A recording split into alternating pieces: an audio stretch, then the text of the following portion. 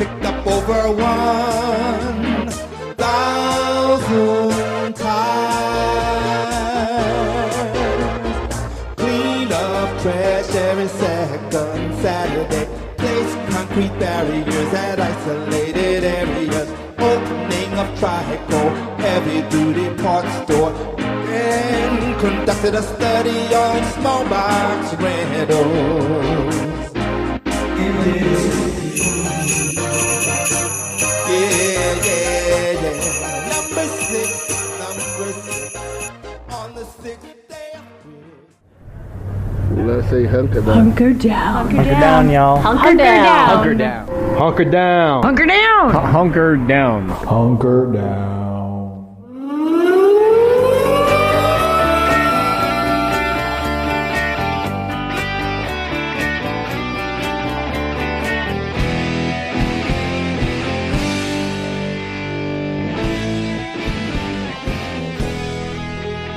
Okay, hi, everybody. I love how you begin the podcast and immediately talk louder, like 30% louder than you ever talk to in sound check. Right. I'm just trying to... We'll blow out these levels from the jump. Welcome to the shittiest podcast in New Orleans, Louisiana. Hey, we're shitty, but there are shittier ones, Yeah, I'm that's sure. true. Yeah, we're fine. The only podcast, therefore shittiest. We're going for the long game. Yeah. We're going for... Well, guess what? We're off to a great start here because I just spilled beer all over the computer. Oh, wow. It's fine. That's the legit podcast thing, though. Happens a lot. It's on its way out. It's fine. The podcast? Probably, but also the Yeah, if I computer. forget to renew the hosting again, that's for sure. Our website should be back up now. Yeah, hey, sorry guys. Sorry if you went looking for it and wasn't there. The outrage online was almost hard to deal with. It was- Overwhelming. It was, I mean, it made the Instagram freak out today look like, you know. Did you see the horizontal scroll? I didn't have to see it. I just absorbed everyone's angst. On Twitter? Yeah. Okay. I haven't updated the app, so I don't know what everybody's talking about. Well, that should suck. I don't know why that guy always got to fucking change shit. It pisses me off so much. And it's going to just run me off of the internet after I become irrelevant anyway. So maybe it's just a way of running off old guys. It just shaking off another group of old guys. Yeah, just like, well, these guys, it's a survival thing, and I'm just an older wildebeest kind of tracking away from the herd. And yeah, let's see if they can figure this shit out. culling the herd, yeah. Interfaces these days seem entirely way harder than they used to be. To me. Yay! Everything's great. It's Christmas. We're officially in the Christmas season. We're out of Advent. Holiday season. Now it's we're on the third day of Christmas. And on the third day of Christmas, is this where we take the barricades and put them in the isolated areas? Yes.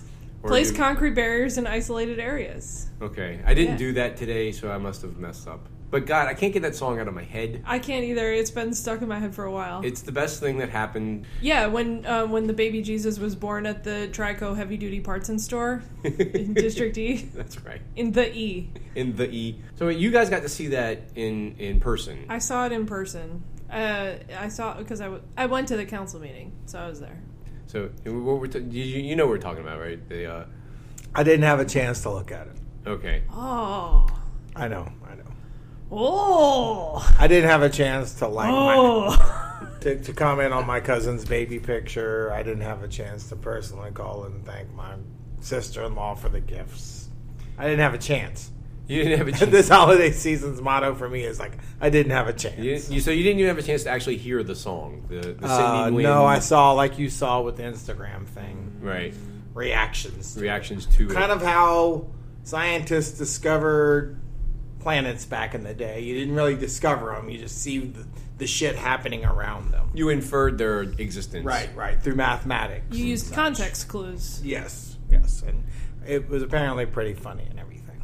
It was pretty good. But I think that you have to listen to it to really get it. I mean, there's a groove, especially because it comes around over and over again to like the Jingle Bells section. Was it like Casio type groove? Yes. You definitely don't have to listen to the entire 10 minutes of it, but Yes, it's 10 minutes long.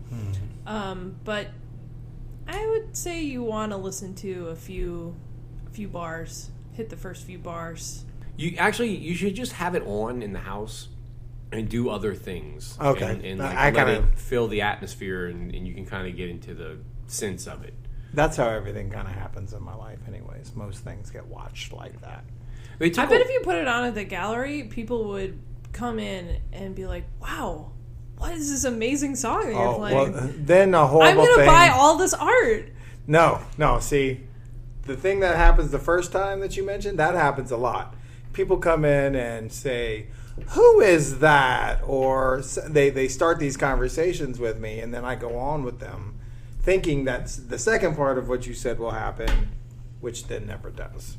So I'll have to do it while I'm making art. I bet if you made an art version of this song, that Cyndi Nguyen's office would buy it and display it in her office. Oh, no doubt. I'll try that for next year. You illustrate each... Like find- celebrating the accomplishments of District E. Yeah. A concrete barrier has to be found, though. Right. That's going to make it a little bit more difficult. You also would need 1,000 tires. Oh, Picked well, up they're right out there. And 1,000 tires. Did they find out who was singing? Yeah, it was Frank Richard from the band Chocolate Milk. Okay. District E resident. Okay. Is it any relation to the Richards, the Richards, or the... No idea. No idea. Well, that's interesting. I thought that someone had to point out to me later that concrete barriers and isolated areas is a rhyme. Barriers. Barriers and areas. But also, the text on the screen said barricades instead of barriers. Right. But it was not spelled correctly. Right. so And it wasn't what he sang. No. So there was a three. Which was a theme throughout the video. But someone had explained to me that that's supposed to be rhyming, and the reason that it had to be explained to me is because he doesn't really sing it. He's not carrying a tune. Right, it's not singing it as a rhyming thing. He's just kind of wandering his way through it. It's like somebody whistling randomly, as they're like working or something. That's why you have to have it on in the background. Like you have to let it get into your mind a little bit. Mm-hmm. And then it'll stay there, never to come out. Oh, and you definitely should listen all the way to the end, the whole 10 minutes, because like at the end there's no ending. It just stops. Oh, it doesn't. It's just like it's still going abruptly. Right. It just ends. And if you had been at the city council meeting, that abrupt ending also happened there, and then was followed up by another YouTube video where Cyndi showed highlights from the Jingle on the Boulevard parade, which was another. I don't know. It was very long. It was about 20 minutes of YouTube highlights. So she's running this shit. Well, it was under Robert's Rules of Order, you can do what's called a point of personal privilege, where you can insert something into the agenda that way. And that was how that. But she inserted two things.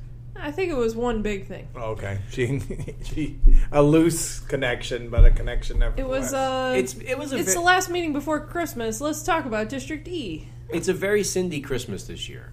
That's obviously. Not only did she provide us with this with the new classic, a new holiday classic song, but she also created a parade down Jingle on the Boulevard. Jingle on the Boulevard, and actually, I have the poster for it in front of me. It says Councilwoman Cyndi Nguyen presents the Tricentennial Jingle on the Boulevard Parade. And there's the date, and then at the bottom, and also there's a giant picture of Cyndi Nguyen's face. And then underneath it, it says in very large type, Cyndi Nguyen, Councilwoman District E, where family comes first. And I can't understand, like, from this, whether or not, like, Cyndi Nguyen is where family comes first, or District E is where family comes first, or just maybe the parade is where the family comes first. But it's, like, the design of this poster is not so much, hey, come to the parade. It's Cyndi Nguyen presents Cyndi Nguyen, by Cyndi Nguyen. They should have reversed that bell too, so the bell was on the other side. Art critique is a great audio medium. Right. Yeah. Well, I thought I described it pretty well. There's a flaw. There's a design flaw in the bells when y'all look at this. See if you can tell. where it is. How You is gotta- this? How is this beer? Should I have one? It's not bad. It gave me the lagunitas. It's a little hoppy. Ugh. Yeah, you're gonna get that. You're gonna get some hops. You're gonna get hops. That's the You're gonna lagunitas. get hop-ons. Where do you get lagunitas? From too many hops. Too many hop-ons. The hop-ons will give you Lagunitas. Hops gives you lagunitas, man. It's bad. Oh, I'm sad we ran out of Paradise Park. It's a bummer. Urban South, if you're listening, you should send us some. Right. You could sponsor the show. We've put it out there enough. We really Multiple appreciate times. your Multiple beer, times. and We- we will review each new one on every episode. And let's be honest, favorably, generally, unless it's got that hoppy shit in it. We don't want no hoppy beer or fruit. I'll take the fruit beer. And I don't think they make your hangover. I think they make your hangover worse. Probably. A real hoppy beer makes your hangover way worse. You should. I don't think your stomach's ready for all that. My stomach is never ready for all that. No, indeed. I'm not in Mardi Gras shape. You got plenty of time. Maybe. year. Yeah, we'll see. We'll see. When is the Crescent City Classic? It's Easter weekend, Oof. All right. Never mind. so definitely. I was going to try and get in shape for that. Oh, you got plenty of time this year. It's a late Mardi Gras. It's a late Easter. No, You got it's more a time. whole marathon, right? No, No. it's a 10K. Oh, I might could get in shape for that. Yeah, it's like 6 miles. Uh-huh. Yeah. I'm going to run the Crescent City Classic this year. Wow. Mark it down. I'm going to run the Crescent City Classic this year. Are you going to wear like your Saints shoulder pads or something? Like, are you going to do like a get up? If the New Orleans Saints win the Super Bowl, I will wear my shoulder pads and run the Crescent City Classic this year. So our friend Mr. Cleo, Chris Wiseman, who comes over to. Oh, I our knew he had a section. nickname. Yeah. Okay. Who comes over to our section during the Saints games and sings songs. Coaches with us up. And, Yeah. yeah. Like so, he's always he's a good pick me up. He is. But- It's a good, when he shows up, it's it's going to be a good show, It's like His third quarter, things might be kind of getting a lull or whatever, and then Chris shows up, and then it's like when Mallory's boyfriend Nick used to come on Family Ties, It's like, yay! Get this guy his own show. Well, Chris runs the Crescent City Classic every year, and Show off. one of the things that he does is he hasn't done it in a few years, but he sometimes will wear a giant foam fleur-de-lis. I've seen this. Yeah, yes. so if you have a costume or a way you want to do it, there's ways to do. That's what you do for that one, right? That's what he does. I just try to run it really fast. That's my strategy. What's your time? It depends on what kind of shape I'm in. What's your worst time? My worst time is 1 hour and 6. That was the year that I strained my calf halfway through. All right, I'll try and. What's a shit time? 90 minutes? It's a shit time, huh? It's a shit time. All right, I'll try and do it in 90 minutes. Okay. I'm going to aspire to that. I'm writing this down.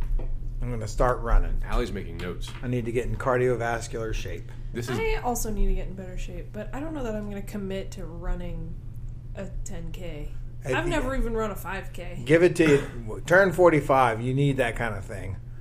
You need to just say something fucking stupid. I don't plan on that you're turning. not gonna. I don't plan on turning 45 for quite some time yet. All right. you can't just skip ahead. Basically, is what she's saying. Oh well. I did a long time ago. I like how she acts like it's a date in the future that is negotiable.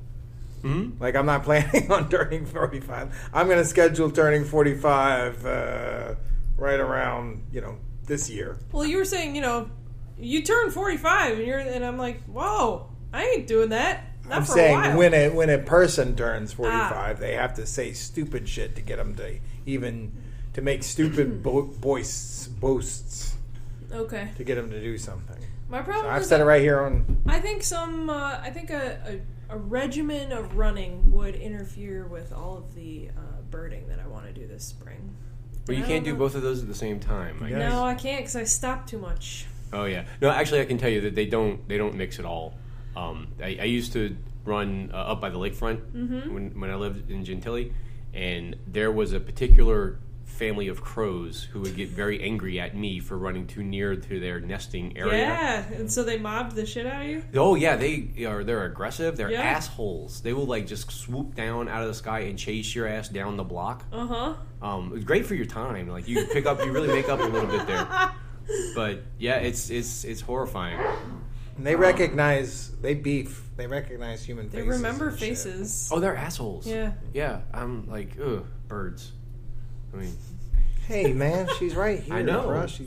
but like sometimes this She's a shit friend comes of out. birds. Well, fucking Like- around with crows, I don't recommend for anybody to do. That sounds like a bad plan.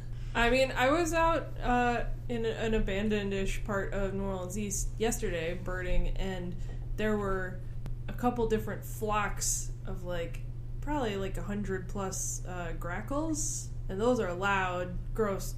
They're loud, but they're also just real creepy sounding, and they would just kind of move from tree to tree while I'm going over the road. And then there were a flock of robins, and then there were also big flocks of red-winged blackbirds. So there were just lots of birds being really loud and obnoxious, and it was Which is what they do. and it was just me. And so I'm walking on this abandoned road with these big flocks of birds. I'm like, this is both awesome and really, Hitchcockian. yeah, it's just a little... Somebody came in the wrong neighborhood. Ooh, man, I didn't feel... It wasn't a very welcoming spot. If I had never been there before, it would have weirded me out, but I had been there before, so... It was District E, Yeah, it was very District E. where the That's like 1,000. me On walking the in- second day of Christmas, District E gave to me weird flocks of birds Is that like me? on an Three abandoned road flocks of blackbirds. filled with trash. So much trash. They probably like that shit. That's what they're there for. They don't want District E cleaned up. Well, that's what the concrete barriers are for. The concrete barriers are for the tires. Because people probably go out there and dump shit all the time. Yeah, So they put the concrete Yes, barriers they are up, there so. to prevent illegal dumping, for But sure. that's not clear from the song. Like if you're writing the song, Well, it doesn't. 'Cause you're Does a it fuck- have to be? you could have said. You could have come up with a whole, a million different ways to say, implemented an anti-dumping policy, but not even Implemented an anti-dumping policy. right, but not that, right? But random references to concrete barriers is Hey, Change man. the layout of abandoned If roads you're to in prevent illegal district- activity. right. If you're in District E, you know. And if you're one of them uptown fuckers, you don't, man. I think it wasn't that's even actually for true. you, man. Shut down illegal I knew dumping. just from living in Algiers. Blocked access to sites attractive to illegal dumpers. Or bodies being... Right. Anything could be dumped back there. kept you Picked from up hiding the bodies. 1,000 tires. That was a fun interlude. Yeah, So What are we doing today? We're going to do a year in review episode, and Jeff asked us to do some homework and bring some topics. And Allie jotted hers down here right before the show, and I didn't bring any. Well, it's tough to remember anything that happened before, last week. Because linear time is just fucked these days. It is wild.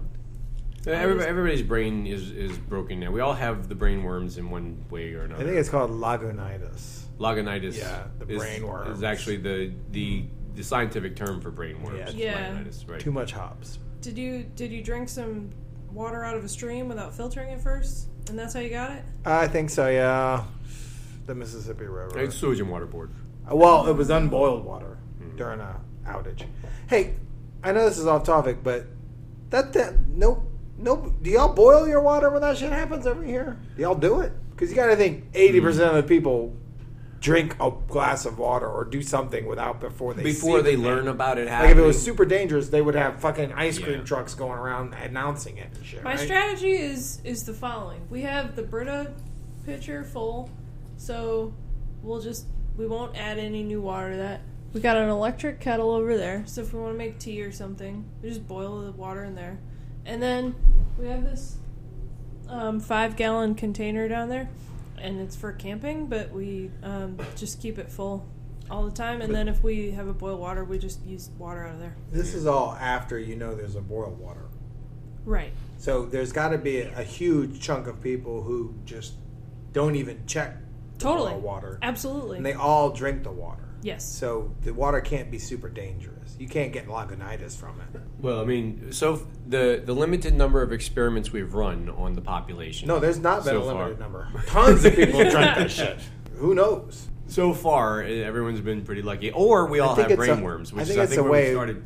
Oh. Yeah, it's like that toxoplasmosis or whatever that you get from cats. And it's like everybody just basically has it. Everybody at this has point. it, which is why everybody's crazy. Yeah. Yeah. It's either cats or amoebas or whatever. Nobody's brain works. Which is why Allie can't remember the things that happened this year, I think is what we're I getting can't to. remember.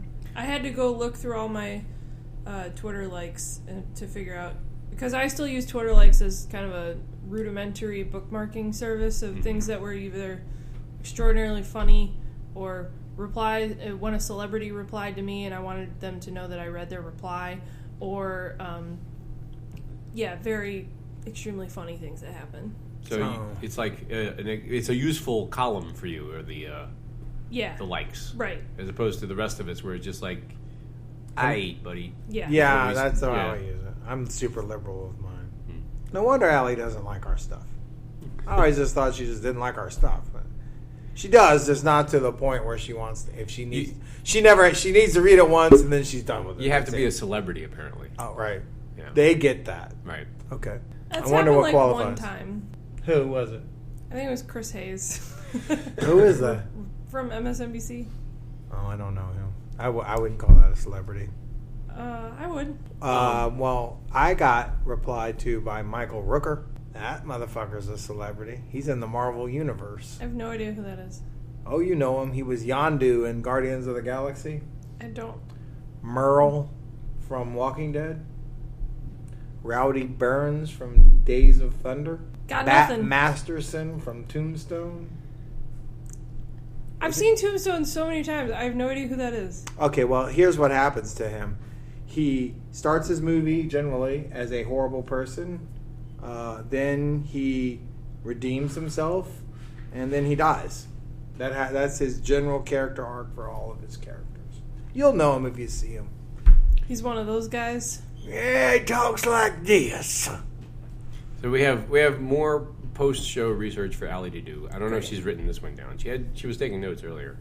No, I was just writing down Varg's prediction so that he would have it. Okay. I watched Smokey and the Bandit yesterday. Fucking right. It was great. It's a bootlegging movie. You know what it made me realize? Is that all of the very extremely cool people in that movie who helped the bandit outrun the Smokies, and they're like doing all these maneuvers, and they're like, he's like calling people on the radio and be like, can you execute the maneuver? And they're like, we got you, bandit. All of those people are now like the same MAGA chud people who have brainworms from Fox News and have like Blue Lives Matter stickers on their car. It's the same fucking people. Yeah. You mean stereotypical people? Stereotypes? No, I of these mean people? like there was a time. Yeah, if those people were real. Oh, okay. And they were, X amount of years old today, they would be the Fox News brainworms people. Mm-hmm. They all grew up to be the Smokies. Yeah. Well, I believe some Pittsburgh... Because they've forgotten their heritage, and Southern heritage is about... Moonshining and shit. Running from the cops! That's right. And all these people are like, oh, we love our troops now. And it's like, you do? That's not your heritage. Get out of here. My culture and heritage. Is that your culture? Well, Trump definitely isn't. Like, I don't understand the whole New York billion. Like, and they shut the fuck up real quick when I start bringing it up too. Mm-hmm. When the argument gets there, and I'm like, well, let me just, because I have to, when I make that argument with them, I have to put myself in a position as a defender of Southern heritage, which is, let's just say, problematic. But I will assume that role if I need to, just to try and let them know that I have more, as little Southern heritage as I do have, that I have a bigger grasp on it than they do. So I can't it's a great argument. I can't even get into these conversations. I can't even get to a point where I'm actually trying to think about the logic of anything, because it's like, I feel like we've transcended all of that into a worse place, but still, there's just no point. You got lagunitas, man. Lagunitas. That's what does it. Anyway, so the program today was we were planning to go into our favorite or our most memorable stories or life events or whatever we could come up with from the year, and just kind of like everybody bring one up, and then we'll talk about that for a little while, and then bring up something else. So, I don't know. Does anybody want to... You didn't even do yours, so you don't have any. No, right? I'm just going to respond to y'all's. And Okay. if I think of one, I'll just blurt it out Fair enough. We'll wait for Lance to blurt things out, which is a big portion of what goes on this show. Anyway. That is how it works best, I believe. Yeah. So, Allie, do you want to start? Do you have one that you want to go with? Or? I can start, I guess. I feel like this was so long ago that it feels like it was 20 years ago. But the Winter Olympics were this year, back in February, and they were in South Korea. And this feels like so long ago because we've been talking about all sorts of different geopolitical world news since then. But we started 2018 feeling extremely paranoid about North Korea and about international relations with North Korea. And there was like this hush over the Winter Olympics of, is something going to happen? Are we going to show up? Are we going to, what's the deal? But that's not the story about the Olympics that I remember, that I will take with me. I will always remember from the Olympics the Canadian ice dancers, Tessa Virtue and Scott Moyer, and their incredible performance, and it became an extremely internet sensation because they had been doing this for a long time, and everyone was like, "There's no way that they're not together, that they're not in love," but they're like, "No, but we're just friends and that we just do this and we're just very good at making you think that this is," and we're like, "No, but it's real, it has to be real." So they're shipping the ice dancers. Yeah, okay. It was so good. Were they fucking? Did we find that out later in the year? No, we haven't found anything out definitively. I thought this was going somewhere. I thought there was going to be a thing that happened. No, the thing that happened was their performance at the Olympics, which was incredible. What did they do? They danced their made out on the bazingas ice? off. Or, okay. No, I mean, but they looked like they were going to. Oh. Did they win the gold? Yeah. Oh. Yeah. Anyway, that's all I have from the Olympics. Did the Americans do stuff? I don't know. Probably. Maybe. I don't give a shit. You know what? The Dutch won some more speed skating medals. Oh, see, now that speed skating, I can be into that. But I think I'm at the point now where I'm just done with judged sports. Like maybe I'll watch them to see the maneuvers that people make, but then when it comes time for the judging, fuck it, just shut off the TV, because it has been shown over and over again to be so subject to bias that is at my age now. I'm just like, this is a theme that keeps it's all coming bullshit. at my age. Yeah. I think 2018 was where I realized that where it really sunk in that everything was bullshit. That it wasn't just an act anymore. You are in such a mood tonight. This year, judge sports. Forget stop. Let's not talk about the whole universe being bullshit. Let's talk about judged sports being basically bullshit, and even coming down to point scoring sports like football, where the refs kind of fuck up every now and then. They're kind of bullshit, but all the judge sports. See, nobody shouldn't even watch them. I feel like you should watch them, but not to see a winner. I feel like I'm going the opposite direction from you with this. As I've gotten older, and I have, hopefully I have gotten away from expecting all of the things in the sports to go exactly the right way, and if they don't do exactly the right processes, Dick Saban has laid it out on the sheet or whatever, then things are like there's a house of cards that's going to fall. Instead, I'm much more interested in the random things that aren't supposed to happen that happen anyway, or the guy who ate too much the night before and can't quite do what he thought he would, or the referee who didn't see the thing. It's the accidents and the butt fumbles and shit that humanize the experience of it for me. That they were so prepared, but no one could have predicted the butt fumble. Right. And I mean, these are in the sports with allegedly objective measures of who is going to win the game or not. You see it enough of these random factors and judgment calls and biases or not biases or unconscious biases that stadiums lighting on fire. Yeah, all kinds of things. Earthquakes. Propeller men flying into the fight. Someday that sewage pipe underneath Tiger Stadium is going to rupture in the middle of a football game. It's going to be great. Because they're going to keep playing through the shit. Just keep playing. Oh, Coach O would play through the shit. He totally He'd would. be the first one to play through it. He'd see it like that's just like cutoff where I'm from, man. Put a pontoon bridge over that bitch and let's go. That is what makes it fun, though. It's just all the random stuff. That's why I love college football so much. And it means because that more random shit More definitely random happens. stuff. But it's like it's seeing all that happen like gives lie to like the official number. Oh, the number is 21-17. Yeah, well, a lot of things happen like to tell that story that don't necessarily make any sense. So like even the objective measurements are themselves impugned or called into question by all of the things that factor into them. Stats are bullshit. Judges are cops. Pay the players. But that's pretty much it. It's all bullshit. Mm-hmm. And Well, at least you have something non-abstract at the end of a score or even a boxing match where a motherfucker gets knocked out.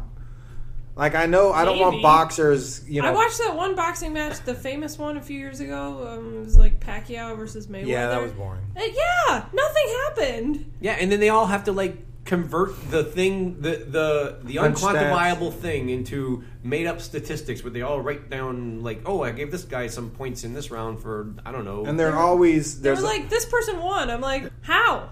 2 out of 3 times. It's like, oh, that was way. There were two judges were like, yeah, it seems about right, and and the fans and the little guy who comes in every now and then with the commentators, he's like, yeah, that's right. And then there's always like Judge Benito Juarez fucking way off on that shit. Like, oh, he judged it for the other guy by like 10 points. And it's just like, well, what the fuck, man? Yeah.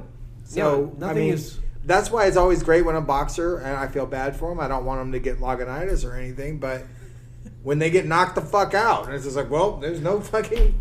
Everybody knows what happened there. This guy got his ass beat. That's not how most fights end, though, right? No, but the ones where Creed there's beats not... Rocky! Yay! Rocky got up at fucking 9, and Creed stayed down at 10. So yeah, we do. In those movies, That's a movie. Also. there was only one fucking. this is But meta. if you want to keep the narrative, Yeah. there was only one decision in the whole movie, in all the series of them, including the one that happened Isn't out the on real the street. decision to get in the ring in the first place? Yeah.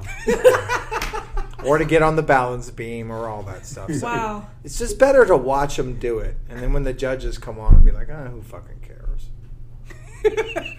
Yeah, whatever. We're off to a great start. We're not staying on point. Jeff, what's your thing? Okay, well, Your turn. I wonder if In summary, the Winter Olympics were... the Winter Olympics happened. We're about shipping. Right. We're about shipping. Right, that's why they were entertaining. Yeah, so my list is a lot more local than that. I have a lot of information about the beginnings of the Cantrell administration. And maybe I'll just go through some of it now, and then we'll come back to the rest of it. So the LaToya Cantrell administration began in May. After Right, took forever. It seemed it took a long time to get there. it took so long that the election happened in an entirely different year. Right. Right. The So election- yeah, I knew that there was some LaToya in 2018. That's what it was. That she got inaugurated. The election happened like a Yep, long she time got ago. she got inaugurated and owned Jeff on Twitter the same day. Right, well, it depends on how you. I thought it was a friendly. Her and thing. Mark Ingram Yeah. have owned Jeff on Twitter. Wait, did I miss that one? It's a longer story. It's also a misunderstanding. That was a misunderstanding. Okay. And that was bad Mark Ingram anyways. The LaToya That thing, was shitty Mark Ingram. But that's again, we're gonna get off into a Sorry. tangent. I think that's what I'm going to be trying to do. We're gonna this be whole- doing that. That's what we're trying to do, I think. Is this your first time on this podcast? This is a tangent. Fucking. Allie's having port. I am What the drinking. hell is for that? it. Look at that. Wow. So let me.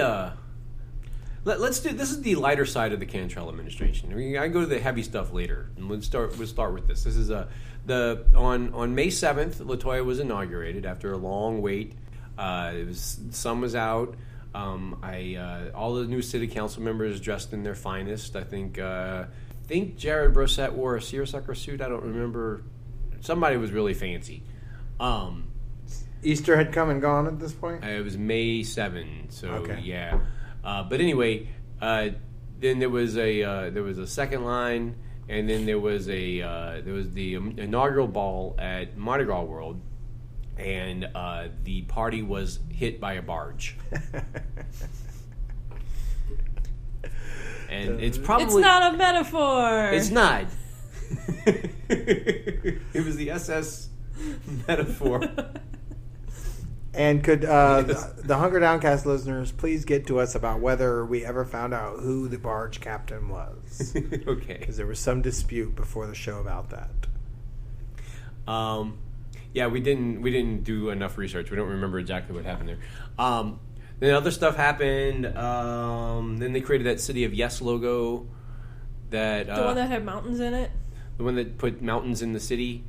Reminiscent of the old Utah Jazz, or the old New Orleans, of the Utah Jazz logo. Yes. So there was a New Orleans connection there. I never found out the explanation for that. But then City of Yes continued to be a thing throughout the year. She still puts it on every single one of her communications. Even though City of No will still take you to NOLA.gov if you put it in there. It does. It does still. So there's still City of No out there. I mean, how could they ever get rid of that domain? Because we would buy it immediately. I tried to pay my taxes on the city website, and it was a City of No for me. That's better. It timed out and loaded up, and then it was gone. And I was just like, City of No. It's more fun to type that in if you're going to pay a ticket anyway. Like, come on, City of No. City of Yes will take that fucking parking ticket. Well, that's true. I think I'm going to get off on some camera tickets because I got a new truck. I had 2 camera tickets on my old truck, but I got a new one, so I think I'm home free on that one. Yeah, I don't know that those follow you truck to truck, do they? I think it goes by the tag. Huh. But if I transfer my tag, I might. I don't know. I'm going to take my chances. They still haven't gotten rid of those cameras. They got rid of... I did get, in 2018, a significant thing that happened to me. I should have thought of this. They sent me a letter saying I may have talked about this. They forgave one of my camera tickets just for no reason. So, because you were bothering them for too long? No, I was doing the exact opposite. I was avoiding the fuck out of them.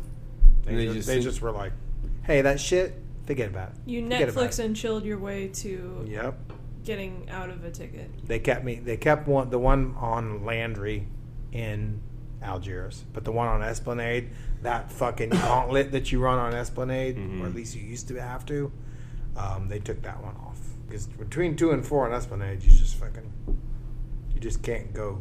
You have to go 20 miles an hour. Yeah, Jackson Avenue is the same way. And they have like 3 cameras there. I just go 20 on Jackson no matter what time of day it is, all the time. No matter what part of Jackson I'm on, 20. It trains your muscles. I mean, that's a good thing. Mm-hmm. You should slow down. Unless you're in a hurry. That's a good thing. Just be late. Anyway, so we don't know what they're going to do with the cameras. They proposed getting rid of some of them, not all of them. It was a campaign promise that she would get rid of them. Campaign promise that she would get all of them, and then they immediately had to start crawfishing on that. I don't remember what they actually wrote into the city budget this year, but I think it's dependent on keeping the ones in the school zones at least. That sounds right. Some of the other LaToya stories from She had an altar in her office. Oh, yeah, she had the altar in her office. Now, I think we talked about that earlier on the show. We did, because some of us thought that was very funny and amusing, and others thought that was just a sweet, fine thing for her to do. And why was I being so mean by... No, you're confusing the weird things in politicians' offices. No, I said that the Bush Memorial replica in Tom Zane's office, whatever that fucking guy's name Mike is. Yenny. Who's Tom Zane? Whatever, it's a name like that. That it was fine. And I guess the altar is fine too. Yeah, I guess I'm fine with both of those.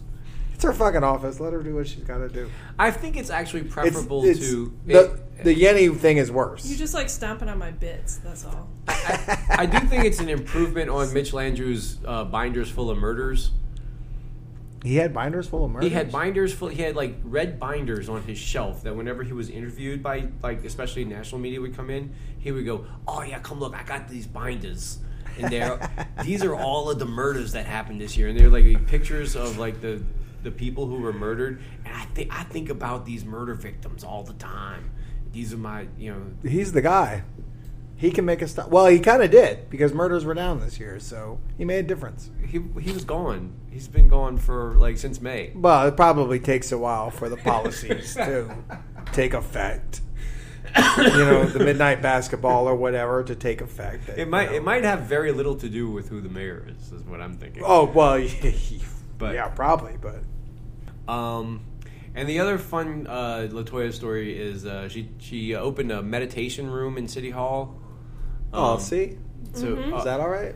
There's like a little place where you can go and get I don't think there's like a massage table or but there's like aromatherapy and stuff, and you can just go in there to decompress. So when you get sent to your 4th different floor and your 6th different office, and you're about to just go off on someone, they're like, "Oh, why don't you just step into the meditation room?" Yeah, and calm the fuck down. And then Yeah. you go in there, and then you're ready to finish off getting your permit. So I should, when I was having all that shit going on with the shed, should have just gone in there and sat in there and just kind of been like, "Oh god damn it," blah, blah, blah, and waited for someone to come in and counsel me, and then maybe that would have got me through that process. maybe. I don't think that you can if you have a dispute with your water bill, they might go and help you calm down, but they're not going to take anything off of it. No, well, sometimes you just need the process to start moving forward, Maybe that's what to it's be all listened to, about. So, yeah, which is what I think you would do with it. And that's what counseling's all about. That's what this mayor is about. It's about feeling your pain and making sure It's going to meet you in your space. you're validated. But that doesn't mean we're going to change your conditions very much at all. It's just we'll acknowledge Put a salve on it. something like that. Something like that. And then the other LaToya story that I have this year is that just at the end of the year, the citywide city offices had a friendly competition. Is one of these judge sports. So you know it's going sideways. In gingerbread house decorating. And the mayor's office was disqualified because they used the hot glue and not the icing. Oh, by a judge? Wow, that's the kind of judge I can get behind. Yeah. He's undeterred by the thuggery of the mayor's office. Right. It doesn't matter who. Bet you he got fucking something's going to happen to him in 2019 though. He might get a job lost or something. He might get a pay grade. You pay degraded. You think that they're going to be vindictive Yeah. about that kind of thing? Yeah, definitely. Maybe go sit in the meditation room and stew on it a little bit. Maybe LaToya needed to do that after she got caught cheating. Maybe. You can't eat hot glue. The whole point of the gingerbread house is that you can eat the motherfucker, right? You would think. Did they eat them afterwards? It'd be a goddamn shame if they didn't. Yeah. They could take it right across the street and give them to the guys in the park. They'd eat the fuck out of them. Right. Don't waste stuff. Mm-mm. We can't It's provide bad for their diabetes, we but can't it's provide food. the homeless with homes, but we can bring them gingerbread houses. Gingerbread houses. Yes. Yes. Here you go. You're not homeless anymore. You got a house. Yeah. Hey, go out there. We're bringing you a house. There. Aw. Aw. Merry Christmas. All right. Well, that's enough LaToya for now. So I guess Allie, it's your turn again. My turn. Okay. You guys remember when it was hot out? Like today? No, like this summer. Or last week. It was kind of hot last week. Or last week. I remember, wanting to fight the weather. But yeah, That kind of hot. yeah. Back then, there were some things in the news. I think for a while we were all riveted by what was happening when several boys who were members of a soccer team got stuck in a cave in Thailand for like a month, and then were rescued one by one by like divers. That happened this summer. It was like a couple of months ago. God, it seems like I was in high school when that happened. I mean, yeah. And I think the best part of that story for me was that Elon Musk built a shitty submarine. And it didn't work, and everyone made fun of him, and he got really mad about it and called the guy who coordinated all the dive rescues a pedophile because he liked coming to Thailand to dive in caves. So, Yeah, normal behavior from a CEO. Right. Some men do go to Thailand for that, but there are other reasons to go there. diving in yeah. cage, for example. Yeah. Rescuing those boys. And a guy died rescuing them, right? Yeah. Yeah. So, Yeah. good job, soccer team. You're blaming the soccer team for that? Well, yeah, if they hadn't, been so irresponsible as to Yeah. get stuck in that thing, this guy wouldn't have died having to rescue him and shit. I mean, but I bet you they're a good fucking team now. As far as team building exercises go, that had to have been one of the best of all time. Why didn't Elon make that argument instead of whatever? Yelling at them? Yeah. Well, I think nobody wanted to fuck with the kids yet. But I think enough time has passed to say, hey, they were irresponsible and a guy died because They weren't irresponsible. Well, ask their mamas if that's. I bet you their mamas were like, oh, man, those motherfucking kids, man. How dare you put me through that shit? Your mama's always telling you not to do no dumb shit like that. Don't ever go outside. Like, don't ever, leave the house or do things because you might... Well, spelunking in a cave is not... But as far as cave rescues go, I'm more of the miner type. Okay. I like when, miners get rescued. When they Shit. gotta be They're down in- there doing a job, Uh-huh. and there's a fucking company around that's really like, man, we just gotta just let these motherfuckers die, man. We just gotta, oh shit, the goddamn world media's found out now. Well, we're gonna get our guys out. When right before that they were like, well, we lost a dozen guys down there. Let's try and find some other way into the mine now. Not for the guys, just to get all that copper out. And then the world media finds out and they're like, fuck. All right, here's a question for you. Do you think which one of these happened earlier? The Saints winning the Super Bowl or the Chilean miner rescue? The Saints winning the Super Bowl. Yeah, I'm going to go with that. Yes. Saints won the Super Bowl in, I believe, January 2010 after the 2009 season. And the Chilean miner rescue was in August 2010. Oh, I didn't know it was Same that year. far back. Oh, Yeah. Yeah. Jesus. I thought that was more 2013. I can't remember anything. 2010! Feels like we've been hearing Chilean miner jokes my whole adult life. I've never heard a Chilean miner joke, so Man, well, I don't know what kind of people you've been missing hanging out. out with. Three but- Chilean miners and a soccer coach got into a bar. And then There Elon was something shows that up. happened a long ass time ago also that I didn't realize. Somebody had died a long time ago that I didn't really realize. Like, wow, man, that guy died that long ago? I think it was DeForest Kelley. When did DeForest Kelley die? He's dead? Who? Bones from the original Star Trek. Y'all don't even know he was dead. Yeah, I didn't know he was dead. He died in the 1900s. I mean, I'll believe it. Didn't he seem like an old man when they did the show? So Yeah, but lots of guys seem like Betty White's still alive for fuck's sake. They when did Carol O'Connor die? Carol Connor's dead. Carol O'Connor died in 2001. Yeah. Wow. You see, and that was too late too, because he had lived he was one of the people wow, still alive, an Abe Vigoda type. He was only 76 when he died. Oh, he seemed. Oh, Wilford Brimley is still alive. And who knows how many years with diabetes. Man, we had planes, trains, and automobiles on the other day, and I got real sad about John Candy again. He's been dead a long time. Yeah, but he was only 41, I think, when he died. I mean, He I was know he really was young. He was morbidly obese, but you should live into your 50s when you're morbidly obese, at least. You should at least get morbidly obese. It means Okay. I think this person's gonna die. You're so overweight that you could. So it's Your heart could quit at any moment. So it's an apt descriptor. I guess it was a little too apt for Allie and I's both of our I see. tastes. We More thought, suddenly apt. if you're going to be that fat, you should be able to live to be 50 at least. Okay. If you're going to let it go like that. And then he was the part title- of a group of overweight comedians that all died. Although he was one of the only ones that died of natural causes. Mm-hmm. And then that Louis Anderson fucker is alive. He shouldn't be, huh?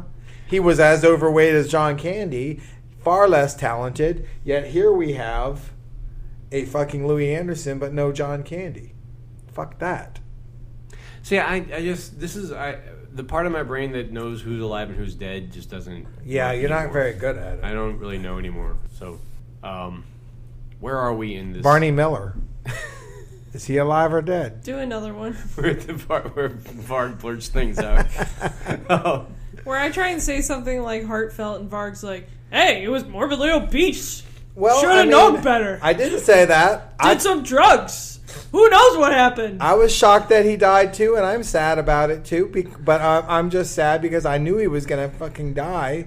But I just thought it would happen 10 years later. I knew he was gonna die. Well, I mean, come on. it's like John Goodman's only alive because he shed some.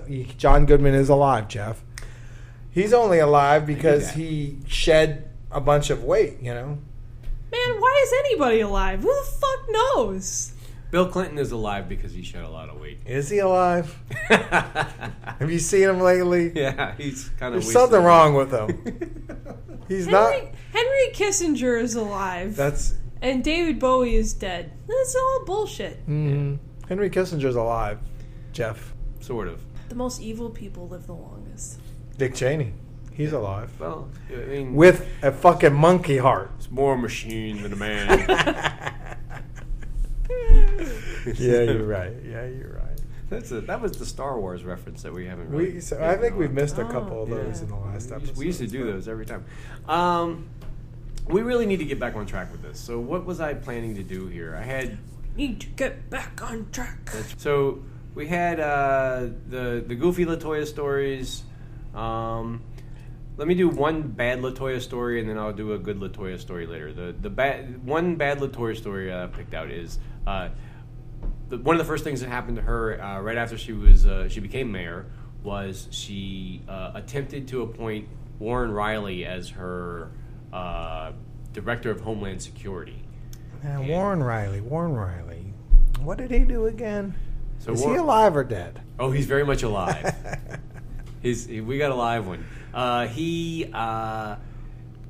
was the chief of the New Orleans Police Department during. He became chief of New Orleans Police Department during Katrina. He got handed a raw deal. Instead of doing the right thing, he did what pretty much everybody would have expected a New Orleans police chief to do. He looked the other way when some cops shot some people. Yep. Yeah. Basically, that's not even a New Orleans thing. Any police chief would probably do that to some degree. Even the morbidly obese ones. All right, what are you saying about Warren Riley? I'm just saying. Anyway, because of his, shaky background, this spurred some outrage in the community. In fact, LaToya upticks. There was an uptick. Right, referred to as an uptick by the mayor. Uptick of outrage. A community uptick. For upticks of outrage. So they had to back off this appointment at the last possible minute. I mean, the process had gone all the way to where he pretty much had been hired. And what was he going to be? Homeland Security Chief. Oh, God. There's a local one of those now? Oh, yeah. In every municipality, there's Jesus. It's a department. So he's making sure no one attacks the Mardi Gras parade. Stuff like that. He gets the little barriers out on Decadence and everything in the concrete barrier. Not in the isolated not those, areas, yeah. but in the populated Right. areas. Okay. Concrete barriers are placed. Right. By the Homeland Security Not Department. by Cyndi Nguyen to prevent dumping. No. To prevent the bodies. trucks from flying down Bourbon Street. Right. Something There are so many reasons to place concrete barriers. To keep fucking water from flooding into the city. To keep terrorists from running over drunk tourists. To keep tires from being dumped. To fill potholes. Yeah, so LaToya had to back out of her appointment of Warren Riley. But in doing so, she also kind of backhandedly said to the upticked community that the problem wasn't so much that they were legitimately upset that this person who covers up murder would be in charge of their security, but she said really was that the problem was that people are still processing their grief or going through emotional. So she got meditative lounge on us. She went all meditative lounge on us. That's exactly what happened. Well, is there any other mayor who is so touchy-feely and whatnot? Is there another mayor who is? But other politicians are definitely like that. Like I would say, Bill Clinton was like that. You know, he was very Oprah as president. You know, I mean, well, and there are others who kind of pull that's off problematic. that smarm, you know, that kind of thing. But anyway, just to bring this back around, Warren Riley is now suing. At the end of the year, he's suing the city for that situation that happened way back in May. Which kind of he has a case. They knew what they were doing. Does he have a case though? I mean, I'm assuming the lawsuit is because he's like, hey, you knew everything that happened post Katrina. There was nothing that I held from you, and they backed off only because people got upset. But no one could have predicted that people were going to be upset about that. Right, I mean, but that's not standing to sue. I mean, the standing would be like standing. if there had been a contract signed. I mean, I'm not a lawyer, but I think that makes sense to me. But I would assume that because we're in an at-will employment state, that you can sever an employment contract at any time for any reason. Particularly with a mayoral appointment like that. Yeah. So, I Maybe don't know. he's trying to doesn't get seem like a whole lot of anything going on. And it's a legitimate response to, public outcry, right? I think so. I would say so. Maybe he's trying to get some money and get out. Well, so that's the thing. Which is why most people sue. He's suing for $180,000. But what he's also I'll take $180,000. His complaint is that Let's he do it, was Allie. deprived of that salary and then the pension that would have come with it. I mean, that's kind of the stage of his career he's in anyway. At this point, is taking these little jobs for I'm going to get this pension and this pension and that one, and then I'm out of here. But it's just kind of a neat way to end the year for him. He's of anybody, of all of us, he's really the one with the longest memory of the things that happened to him, and also he's bringing it to a closure point. Sure. All those people end up all right. Oh, sure. But, Megan's going to end up all right. He's going to get out of jail, and he's going to be all right. But yeah, I mean, I think Warren Riley's doing better than we are as far as putting a Megan bow on might the even year. be doing better than he's got free health care. He's doing better than me. I'll have to think on that one. Varg's dark end of the year is really taking him into shape here. Sorry. No, it's good. I mean, it's a year that even shouldn't even exist as far as I was every time I hear it, I'm like, this sounds like the future, but it doesn't fucking feel like it. I'm gonna feel like that in 2020. And the internet, which was the greatest thing that ever happened in my generation, it fucking sucks now. So that's maybe why I'm a little fatalist. Fucking Instagram. You're just in a mood. Well, man. I am a little. I have a bit of a nasal decongestion. It's the full moon. And I had a fucking rough holiday. I don't want to get into it, but there was You don't? No. It was like one of those teams the Saints was playing. I was like the Eagles or the fucking Vikings or the Redskins, and the holidays were the Saints whipping my ass. And it's not even over yet. It's the third quarter. It's halfway through the third quarter. What else you got, Jeff? Well, that was the bad LaToya story. So I guess it's Allie's turn actually. Oh, okay. I mean, also this summer, something that happened was there was a World Cup. The soccer people played the World Cup, and France won the World Cup. They beat Croatia in the final, and then they got to practice for their fall-winter season of riots by having a big parade and all that. So, very happy for France. Really looking forward to them bringing down Macron. That French national team was fun to watch because of all the implications of it, right? It was a pan colonial team, it was part of the French social issues with integrating these parts of their citizenry into their received national heritage, and for that team to be heroes to them was kind of a big deal. So it was fun to watch. I enjoyed watching them win that. I really got World Cup fever this year, more so than in the last few. This was a fun World Cup all around to watch. When you didn't have to worry about rooting for America. Yeah, the U.S. wasn't even in it. I didn't have to try to get mad about anything. Just enjoy the whole scenario. Yeah, and it was a lot of fun. The Netherlands were not in it either after being in the final or the third place match the last 2 World Cups, and then they were just like, "No, we're gonna be bad now." Yeah. But yeah, I enjoyed watching it. There was some good play. There were some fun storylines throughout. Yeah, the Croatian team was a big story. Yeah. Even the English team, even though everybody kind of wanted to lose, they were a good story. It's like it was a good World Cup, and also it being in Russia added to the Russian team did well, all right. Right? Yeah. So that was probably some calls probably went their way. No, I don't know. I like 2014 better. You did? That was my favorite World Cup. The interesting thing is that I think the next one is going to suck. The next one's going to be terrible because it's going to be in the winter in Qatar. So nobody's going to be watching. At least in the U.S., nobody's going to be watching. Horrible. It's going to be football season or basketball season. Nobody. It's going to be a total disaster. It's going to be very bad. Hundreds, if not thousands, of people have already died for it, right? For sure. Which to build the stadiums. I just had the thought that all of this to me adds up to a U.S. World Cup win.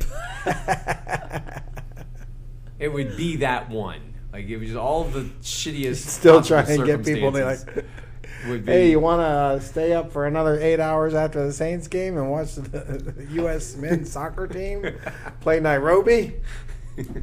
Fuck yeah. Play Nairobi. Or whomever. Whomever they get in the first country round. might be helpful. Whatever country Nairobi's in. You know that. Come on. Wait, do I know what country Nairobi is? Yes, come on. No, I know whether fucking Abe Vigoda is alive or dead. Farg. You're killing me. Just guess. Hey, man, I got 1 out of every 3 of those blue questions on the Trivial Pursuit board, all right? Kenya. Yes! Johnny Gill!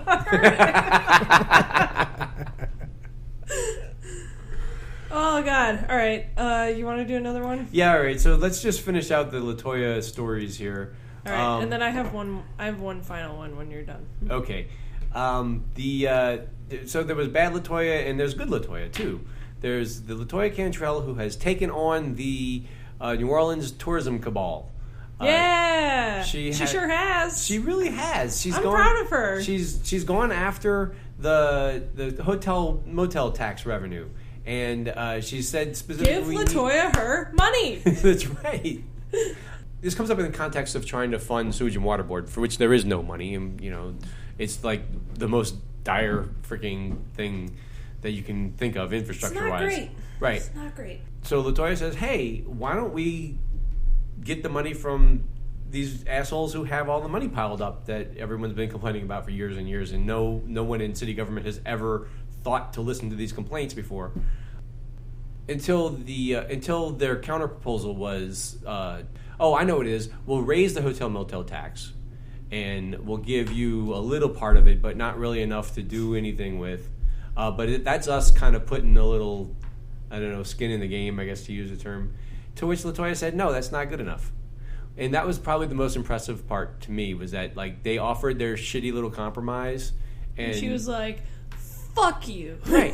Which was a huge surprise from the person who's always talking about how much I want to find the balance and to make everybody happy and whatever, but not hearing it so far. Yeah. So that's great. I don't know that she's going to win this at all. I mean, No, but she's at least putting up a fight and bringing it to more people's attention, because most people don't know about this at all. Yeah. And the fact that she's actually fighting on it is a big deal. And it'll also force, our shitty legislature and our shitty governor to take positions on it, and for people to argue with them about it, which is also good. This needs to be talked about more. It definitely does. And she's doing it, and by not, by keep bringing it up, and she even started a PAC to collect money to fight with them about it, which is all good. Let's have the fight. I don't think she's lost any political capital by doing this. She has a lot of political capital to begin with, because she just won an election by 70% or something. So it's probably the best thing she's done this year, or pretty much ever in her career. So that's something to be really excited about. And usually I'm really shitty to the mayor, but that was pretty good. Keep it going. That's keep it going. LaToya Cantrell. And the other one is LaToya Cantrell. Right. The two LaToyas. The evil one and LaToya Cantrell. And the good one, LaToya Cantrell. Uh-huh. That's all I have. Okay, I thought there was more. Oh, there's going to be more in future episodes. Okay. This will be a running gag. I'll have to a remember running that. bit. There's a corollary story to this where y'all remember the saga of LaSalle Street that we talked about before, where How could I forget? Where Tom Benson took LaSalle Street over from the city. Kind of like the school right here took South Solomon Street. Yeah, exactly. You're nobody in this town until you take a street. Until you take a street. That is a hunker down casteism. But Well- it's not good enough for Jesuit. They're trying to build a pedestrian bridge over Bank Street right now. How's that gonna fuck shit up? Well, they're Low gonna clearance take and out some stuff? trees to do it. It's like, are you fucking crazy? I just went up on my way here tonight because I'm in a mood and I was so frustrated. I just went down like 3 blocks of a one-way street, and if I got pulled over, I was gonna say it's because of that fucking school right there. I think a pedestrian walkway over the street is really appropriate for the Jesuit students so that they can get used to looking down on the people as they walk over them. The street. Definitely Bank Street. That's where they're headed, yeah. Said the Brother Martin grad. Sick burn. Is it? The burn is that we all went to Catholic school. Hold on a second. Not you. Not all of us. So LaToya also has asked for money for LaSalle Street from Recompense from for the stealing Supervillain our Commission. street. Yeah. So that, again, I never thought I'd see the day where actually someone with any kind of like clout and power in city government. And again, was going it's Jason after these Berry people. controlling the puppet strings. We're all so proud of you. What would we do without you, Jason? Thank you. Yeah, sure. You busted another scandal out. LaSalle Street was a big Jason Berry story. Oh, right, okay. But anyway, so, yeah, that's the good LaToya story. You had goofy LaToya, you had bad LaToya, you had good LaToya. And that's Those are LaToya's the three genders. Yes. Goofy LaToya. What is that? We got to think of a name for that one. What the fuck, LaToya? Well, I will share my final important thing that that happened in 2018, and it's a little bit of a sad story. Eddie the otter from the Oregon Zoo, who was known for slam dunking and self-pleasuring, died at age 20. Oh. All he did was dunk basketballs and honk off in front of visitors. At which zoo? The Oregon Zoo. Oh. He was rescued as a pup from the California coast in 1998, and he lived at the zoo from 2000 until he was euthanized last week. He was nearly 21. Eddie was considered one of the oldest and most talented sea otters on the planet. Okay, but you just named his 2 talents, and they were... In 2012, Eddie's keepers taught the aging otter to dunk a toy basketball as therapy for his arthritic elbow joints. His skills at the hoop made him an internet sensation. But as visitors to the zoo might remember, Eddie had other interesting skills. He could sometimes be observed creatively pleasuring himself, proving the animal kingdom is full of unique learning experiences. What do they mean by creatively pleasuring himself? Let's see. That links to a YouTube video. You know, he was an otter in a beaver world, man, but he stood out. He made his he made a mark. He appears to be sucking his own dick. Oh! Now that's different than pleasuring yourself. I mean, it's pleasuring yourself, but it's not. I don't know how much of a talent that is for an otter. Can't they all do that? Yeah, they probably all do that. Like a dog. Yeah, but how many of them do that? He's the one who made it famous. He's known for because he could dunk a basketball. He's just a lot like really- a lot of other pro athletes. While the you zoo know? has other otters, an Oregon Zoo spokesperson confirmed Thursday, yes, that was Eddie, who displayed so much confidence in front of zoo guests. Yes, confidence.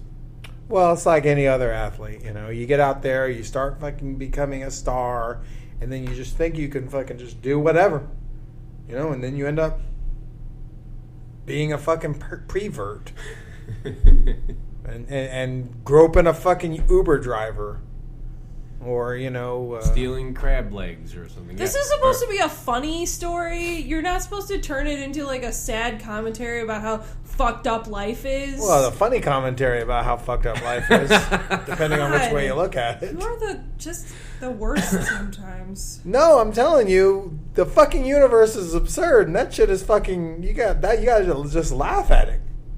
I mean, we're talking about an otter sucking his dick, and you're like, "Oh man, why are you spoiling it? Why are you spoiling the otter sucking his own dick?" I bet every otter can do that. Well, why is this otter even special? Well, because he can slam dunk a basketball. That's why. But first of all, when you started the story, I didn't know he was sucking his own dick. I thought he was just jerking off. Yeah, I mean, this is also an otter fact that we would not have been aware of had it not been for the basketball dunking otter. If he'd never learned to dunk a basketball, we would not have learned this other fact about otters. So it's like. It's, in a way, athletes teach us things. It's like I would not have known what the Whizzinator is were it not for Ontario Smith being caught with it. So, like, this is like that. What is it? Huh? You don't remember Ontario Smith and the Minnesota Vikings guy who got caught with the device that is supposed to keep your pee clean during the drug test? No. Oh, nice. No. Yeah. It was called the Whizzinator. Okay. Yeah. It filters out the THC? Six Flags had a roller coaster when I was growing up called the Whizzer. Not that. I wouldn't have known about the Whizzinator if it wasn't for the Hunker Down gas. So there you go. Well, we've all gone on this learning journey. And really, it's because of the otter. Well, I mean, I appreciate Eddie's ability to suck his own penis. And I wish Anthony Bourdain would have been able to do that, or he wouldn't have died of autoerotic asphyxiation. That's not how he died. Come on, man. Here you go, taking us down a weird dark turn. Oh, everybody knows that's how he died. No, it's not. Well, what was it then? Everyone said that he was struggling. Struggled with depression his whole life. Who said that? Like, a lot of people. Everything that came out after. Struggled with depression like we do. The way everyone does. Yeah. So why does heroin addicts often resort to autoerotic asphyxiation to? That is such made up bullshit. Wow. No, it's not. You're just like no, it's not. Fountain of bullshit over here today. So he's gonna. So if you want to kill yourself, you're gonna hang yourself with a bathrobe. I don't know. Are these the thoughts? Why are we talking about this? Because it happened in 2018. Everything that happened in 2018 is allowable. And I'm also saying if he could have sucked his own dick like Eddie, R.I.P., he'd still be alive. He could have just, instead of gone in there and killing himself, he could have gone in there and sucked his own dick. Why did we turn down Varg's bad idea cul-de-sac here? Get stuck in this loop. Look it up. I'm not the only one who thinks that that's what he was doing. Yeah, but... okay. It's just an odd suicide. Aren't they all, though? Some of them you see coming a mile away. But it just seems weird that you're not going to that you're going to use a bathrobe to do it. Something that's easily escapable. Oh, Jesus. Can we... Well, I was trying to end with the fucking masturbating otter. You had to take it down this road. Jesus. It was a dead masturbating otter. He died at the end of that story. I mean... There was only one way to think of it. Like, hey, whoa, I found out about the masturbating otter, and then I found out that he was dead. You know, the French call it le petit long, long, happy life. Well, so did Anthony Bourdain. Everybody wanted to be him. Nobody could understand. What else you got, Jeff? Do I have anything? Well, we haven't talked about the Saints at all. Or your buddy Valerio the Jaguar. He's alive. Do you want to talk about Valerio? I think, don't you? Of course, I always want to talk about Valerio. Let's talk about your love for him, though. Because we all know the story. But what is it about him that you've become... Because he's become a little mascot of yours. Well, nobody knew he could do it. Like, they built this enclosure. And it was up to all of the standards. Like, whatever the certification was for Jaguar enclosures. Like, there's like a whole book. Oh, really? They have. It's like a 128 page manual. The Big Cat Design Guide or whatever. Really? Yes. Oh. Yeah. Yes. Mike probably got his shit designed in the same way. Well, that was as soon as the Valerio news broke, I went to Mike's Instagram page to see, to check what was posted, because I had a hunch that they were gonna post something like, Mike's inside today while we do some repairs. And that is exactly what they posted. We're going to do a little check here. We're just making sure everything we're is... just going to, tighten some things up. The professor of zoology just woke Check up some in his things. bathrobe and saw that. I was like, I better head down to the campus, I bet. Well, so here's the story about the Audubon Zoo enclosures. The Audubon Zoo was last accredited following an inspection last fall. This was at the time of the incident. This was written. To pass, the zoo must show that it meets or exceeds minimum standards. For jaguars, those standards are spelled out in a 128-page manual. Jesus. The manual includes specifics on the thickness and the width of steel wire barriers, where they're used, though it also says that, quote, if possible, institutions are recommended to completely enclose the top of any jaguar enclosure. So if possible, it's just like, fuck that then. Yeah. Right. What's the point of even including if possible? Right. It's a throwaway phrase in that thing. It's, no one's going to do it. What is that? Like, where does that This is fall on supposed to be the inspection definitive standards? manual, Right, and no, they're you're putting right. some shit like that in there. I don't know what that means. But they said that they had met all of the standards. So let's take them at their word for that. I take them at their word. But then a standard is also something that's in the middle.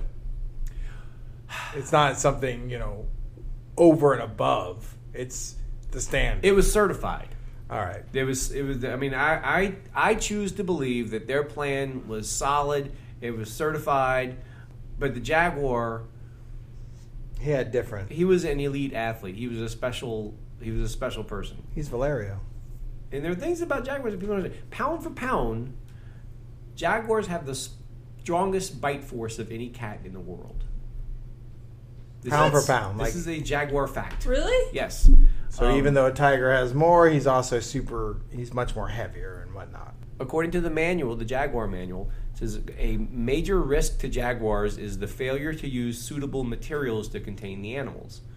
Jaguars often grasp mesh with their canine teeth, over time damaging or breaking them entirely.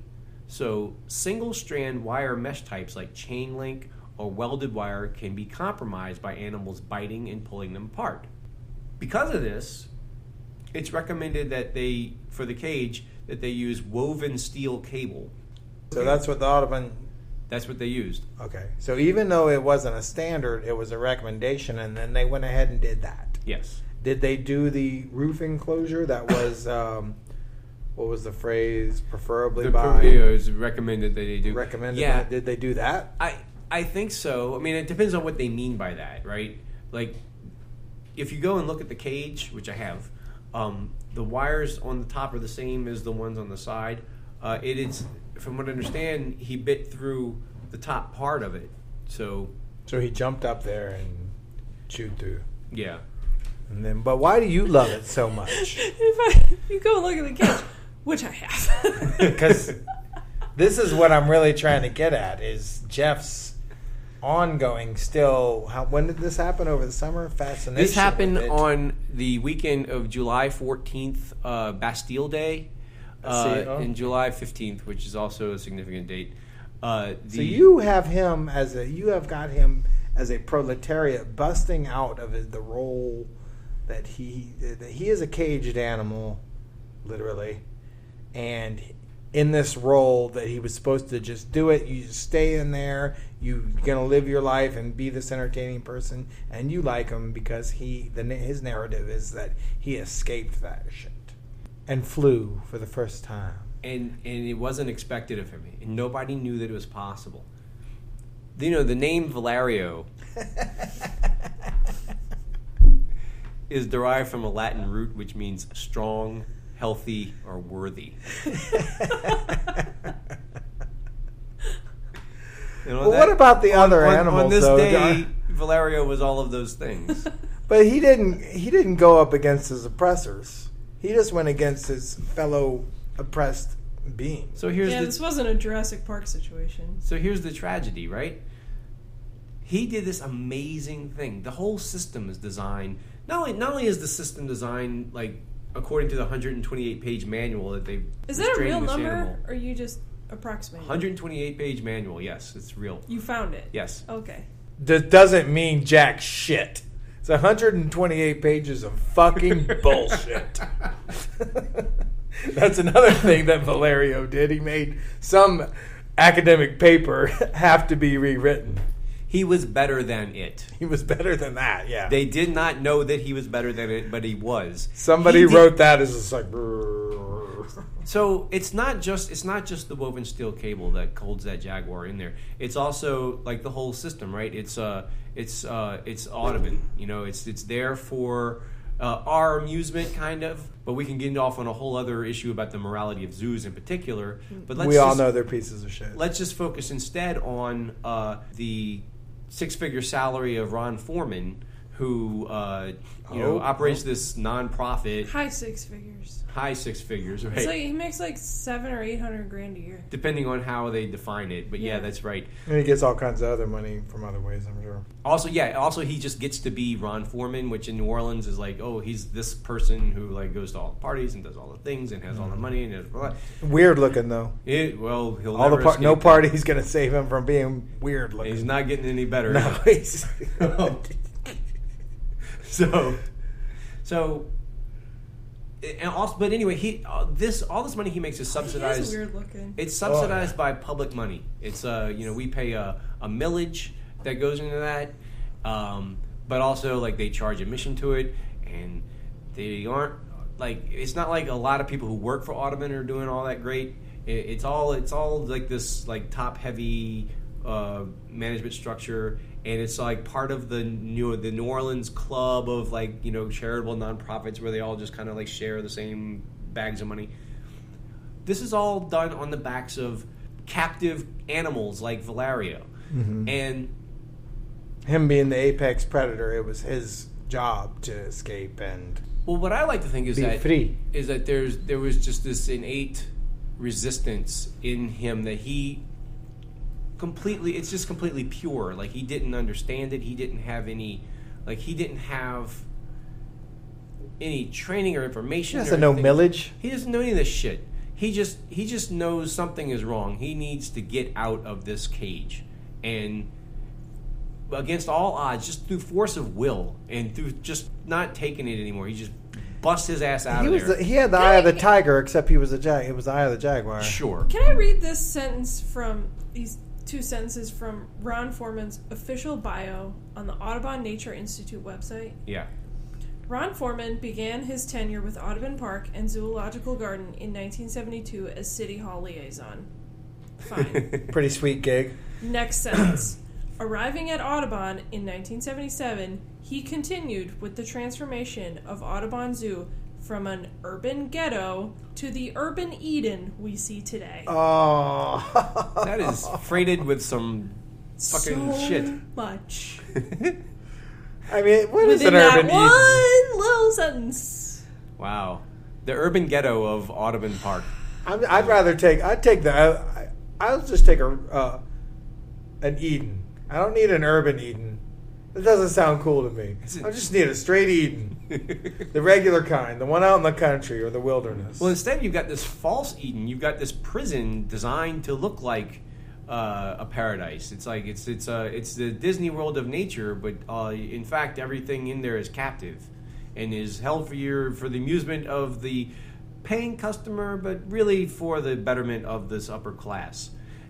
Anyway, so it's this immensely heroic act for to have defied this, but you have this pure strength, this creature of just pure defiance and strength, who doesn't have any information beyond I just need to be free, and that's where the tragedy comes in, because he gets out and rather than attacking Ron Foreman, who happens to be strolling through the zoo, admiring all his accomplishments early one morning. Immediately lashes out at his comrades. It's immediately like, oh, what's the next thing I can get? There's the emu. Well, you're in the way.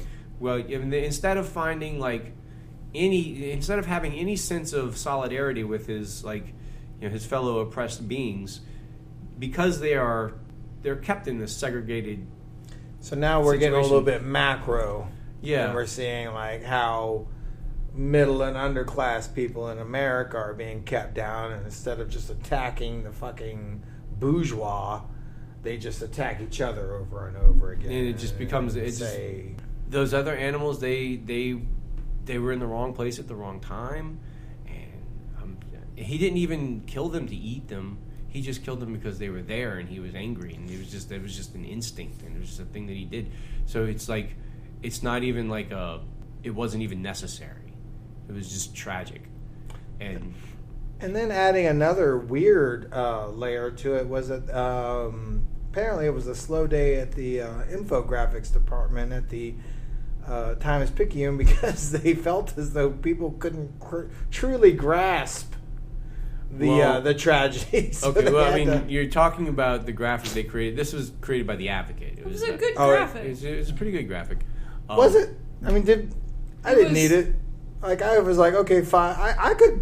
A good infographic really puts into perspective something that your mind can't, with just numbers and words alone, comprehend. Although I could understand that 5 alpacas, 1 emu, and 3 or 4 foxes died, and their names. I don't know. I've because it exists. It's it's burned in my memory and all. I thought you liked it because it was kind of absurd. It is that too. I mean, we should be able to understand that that 5 emus died. Yeah. Or what an emu or what an alpaca looks like. What they look like. Yeah. And they were all the same. It might have been a little better if it was oh yeah, I can tell this one from that one. I can tell copper from in the infographic. Okay, without looking at your screen, just look right at me. Can you name all 9 of the animals that died? I don't know that I can get all of them. Daisy, Rusty, Daisy, Copper, Lil Melody,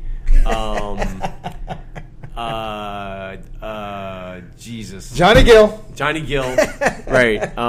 Kenya. Noelle. One of them was named Noelle. I bet she was cute. Very Christmassy. All the alpacas were cute. What is that? Is that 6? I think we named 5. 5. Well, let's look at the other ones. There, Misia, Alexandria. Well, those are harder to remember. Elmo, and Maggie May. Oh, that was a fox. Yes. Yeah, Maggie May was a fox. Copper was the last to die. He was expected to pull through, but I remember just up and died. Yeah. Well, never mind.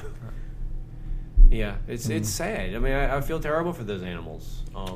Well, I know we always. I feel bad for the staff too, who were in charge of caring for them every day, and I'm sure it felt very close with them. Well, no, that's I've heard that they they needed counseling and stuff. It was really tough. Yeah. And understandable, and I feel bad for everybody involved. I feel bad for Valerio, and I feel like but not Ron Foreman. No, what we need is a Jaguar who knows the way to Ron Foreman's house. A Jaguar can get out of the cage, get out of the zoo, and go find some people. Maybe you could do some fan fiction where Ron is just had a tremendous party in which he got $900,000 for his charitable foundation, and he's sitting there thinking that $750,000 of that ain't ever going to that charitable foundation, and that he is so stoked and full of an ego that he decides to just, because he has the key to the zoo, to just go walking through it that one night, and it just so happens on the other side of the zoo, a deep force is growing inside of a Jaguar named Valerio. Yep. Just do some fan fiction. That's. I'll do it. That you puts that puts too neat a bow on it. I think you just did. Yeah. I think we could explore it some more. I think the story is more powerful though as it is. It's about the absurdity and the failure that is inherent even in struggle. And there was no failure for Valerio. It only depends on if you look at it as like it was a human failure. But I don't know. Valerio I think succeeded. I think he certainly failed. Like he murdered some innocent creatures. Like it's not. And you thought I was a downer. Listen You to all were. this. No, Valerio is all of us, man. He's 2018 to me. Like that's I'll always remember him, and that's all I got to say about that. Okay. You know, Black Panther came out in 2018 too. Wow.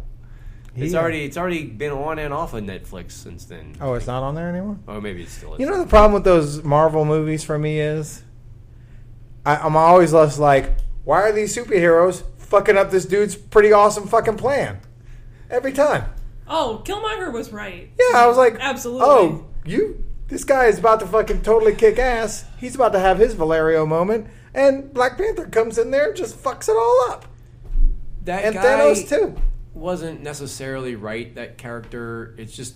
But only because the screenwriting demanded that he be wrong also. You know what I mean? Like they also had to write him as a dangerous terrorist who wanted to murder people. Right. Because that is what the whole genre needs. But his thesis about we should, support black struggles throughout the world was accurate. Sure. And then the neoliberal turn that it took at the end with like, oh, we're gonna open education centers. It's like, fuck you. Right. At the end, it's all. We're gonna make charter schools. Oh God, it made me so mad. That's all what I thought too. I was like, Black Panther done fucked this up. I was like, ugh. Yeah. I try like hell to resist like Marvel being able to tell our stories though. I'm with you on that, and I got in a bunch of shit on Twitter over that, and I just knew I was going to lose the fight. So. Well, it's close to being ubiquitous enough that it does exist. You know, like you have to do a little bit of it. But Well, I guess it just comes down to the fact, like, has Disney or will it, or I don't know what the facts are, but do they own a copyright on Black Panther? The phrase. on the phrase, Yeah. Oh, you mean as opposed to like the Black Panther Party, et cetera, et cetera? Yeah. Like, so if I had a shirt and I wanted to put Black Panther on it, not me specifically, let's say the Black Panther Party, could they? Do they could have Disney to pay, come do in? they and have say- to pay do they have Disney because now they for have their- that with like Hakuna Matata. God, I don't Hakuna know. Matata is not a Disney's phrase, but they have copyrighted it. So. That sounds And like that all speaks to the same thing. It's That's like some- they're coming in and they're creating new myths, but they're their myths. That's some Disney as fuck shit to do. I They- don't know yeah, what they- the story is with it though. And during that whole thing about when Black Panther came out, I did mention it, and it did not go over well. So I just pick and chose my battle. I chose my battles. You said some shit that people took the wrong way. That doesn't sound well, right. it was the wrong time. Okay. It was the wrong time. All right. to say it. It's true. Y'all both just said the same shit. Should we do some 2019 predictions or plans or look aheads? Yeah. Okay. Who wants to start that? I'll go. I'll go for one of them. Okay. So, as y'all know, I got really into birding this year. 2018 was my year of the birds, and my final species count for 2018 is going to be around 205 or so. I haven't figured out what it is officially yet, but I saw about and listed about 200. I think 205 species this year. That's not all of them. No, there's like 700 something in North America. Okay. But I think next year I'm going to try and go for 250. Also, we're going to the Netherlands next year to visit family, so I'm going to try and go bird in Europe. Which means I need a European field guide, and I need to figure that out. Yeah, so, I mean it's like birds in the metric system and shit. I don't know anything about it, man. It's crazy. So yeah, that's going to be really fun. I did the Christmas bird count in New Orleans on Saturday, and so I was birding for like 12 hours. Christmas bird count is really cool. It's a citizen science project, like the longest running citizen science project in the country. It's been going on for like 100 years. Audubon Society, not Audubon Nature Institute, but big Audubon, Because fuck them. organizes it. So what happens is there are these count circles that are 15 miles in diameter, and volunteers will over a 3-week period right around Christmas, they will count all of the birds within that circle all day. Every pigeon, every house sparrow, all as well as the cool ones. Count all the birds you see all day within your circle, and then it creates this great database of all of the birds that are around. So I did that in New Orleans East on Saturday, and it was super fun. It was exhausting though. It was a lot. You have made how long ago this year did you take up this hobby? I started in March. Okay, so it's taken most of the year that Yeah. you've really got, and you've only gotten further and further into it. I just keep going in deeper and deeper. Yeah. Yeah, it's great. It's the best. Don't get eaten by birds. Yeah. Which Sorry. birds That was me hitting the microphone. are most likely to eat you? I don't think there are birds that eat people. Which I'm sure bird there is are. most likely to kill you? Maybe big raptors or something. And And then the carrion eaters will eat you if you're dead. dead. Did you watch The Staircase ever? No, so don't spoil it for me. You're gonna love it as a birder. The other thing that's definitely going to happen in 2019 is Crew de Vue is going to roll on February 16, and it's going to be awesome. And we should all come out to see it because something special is going to happen. It's going to be very special. I'm going to be the motherfucking queen. Oh well, spoiler alert! Of Mamaru, not of Crew de Vue, but of Mamaru, which is the most meaningless Carnival royalty announcement ever. Okay. Wait, because it's Mamaru or Yeah, because because then you gotta explain sub crews in Crew de Vue, and you gotta explain. Oh well, most not every sub crew does it the same way, and it's I told my parents, and they were like, "So what does that mean exactly?" then you just say, just wait for the pictures. Yeah. When you see the pictures, you'll understand. No, I won't. It's okay. Well, It's gonna be congratulations. fun. Who's the king? I'm the queen. There's So no that king. There is no king? There's no king. Okay. It's I may- Mamaru. I get it. I may have a consort. Oh, Pat may nice. ride as my consort. Nice. We're still figuring that out. I'm excited about that. I didn't realize we could break the news publicly. I It's think great. we That can. was as much of a prediction. Well, it's not. It's things to look forward to. It's a look all forward. right. Yeah. All right. Yeah, and then gonna go to the Netherlands and see my family. That's about as far ahead as I can look. Heat death of the universe somewhere in there probably. Oh, yeah. Oh, and the Saints are gonna win the Super Bowl. You already predicted that. Yeah, but just to re-emphasize that. Yeah. Also on Saturday, I'm gonna go to the Cotton Bowl, and hopefully Notre Dame's gonna win. Hopefully. But we'll see. That's not really a prediction. That's just more of a hope. Right. It's also still 2018. It is, isn't it? Yeah. Oh, shit. Yeah, this year just won't fucking end. Also, right. It won't, And God. The whole schedule doesn't make any sense anymore, so whatever. That's another thing that's judged. Yeah. That and therefore bullshit. Do you have any predictions and or things? Valerio will be euthanized. Oh, my God. Damn. They're gonna slide it in on a Friday. They're gonna On the Friday before Mardi Gras. They're just gonna be. It's gonna be like a little thing at the bottom. There's going to be Marg's cul-de-sac of sadness. a day where he like they just do it and then Yeah, that's- they're like, hey, yo, they're not. It's just gonna be like Jaguar euthanized at Audubon Stadium Oh, or Audubon Park. And, that's terrible. yep. Is that it? You have anything else? Nope, that's it. All right. Well, I got a couple. One is the Saints are probably going to win the Super Bowl, and not That's just not a prediction. You can't quantify it with probably. Okay. Say it like Ali said it on the YouTube video, man. This is the greatest Saints team I have ever seen. Even if they don't win the Super Bowl, this is the best Saints team I've ever seen. And it's not just because they, swept the Falcons. It's not just because they blew out the defending Super Bowl champion. It's not just because they beat the Rams in that epic game in the middle of the season. It's not just because they did a spin move or because they dance really well. They're the best. Choppa style. Choppa style. Chop a style. It's because this team has been the most consistent. There's never been a time where I've been really worried. Oh my God, how are we going to beat this team this year? Yeah, it's not because the Ravens kicker missed an extra point. It is because of that.